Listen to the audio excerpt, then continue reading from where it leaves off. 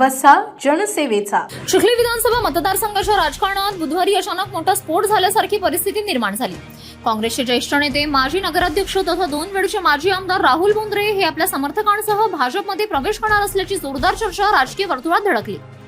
मुंबईत महायुतीतील वरिष्ठ नेत्यांसोबत बंद दाराआड महत्त्वपूर्ण बैठक झाल्याची ही चर्चा पसरल्याने चिखलीपासून बुलढाणापर्यंत राजकीय तापमान चांगलेच वाढले.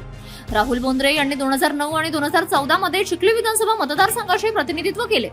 मात्र 2019 आणि 2024 निवडणुकात त्यांना भाजपच्या श्वेता महाले यांच्याकडून पराभव स्वीकारावा लागला. 2024 मध्येही त्यांनी काँग्रेसच्या तिकिटावर निवडणूक लढवली होती. सलग 2 पराभवांनंतर बोंद्रे गटातील काही पदाधिकारी आणि कार्यकर्त्यांनी भाजपची वाट धरली.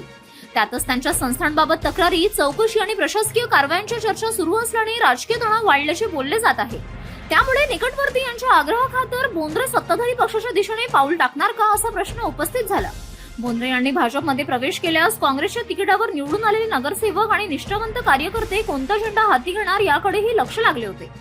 बोंद्रे काँग्रेसमधून बाहेर पडल्यास चिखलीत काँग्रेसचा दमदार चेहरा कोण हा प्रश्न ऐरणीवर आला. पर कहाणी में ट्विस्ट बाकी था. हॅलो बुलढाणाने राहुल बोंद्रे यांच्याशी थेट संपर्क साधला असता त्यांनी या सर्व चर्चांना पूर्णविराम देत स्पष्ट शब्दात सांगितले, नेहमीसारखी अफवा आहे. जितेंद्र कायस्थ, मुख्य संपादक, सिटी न्यूज.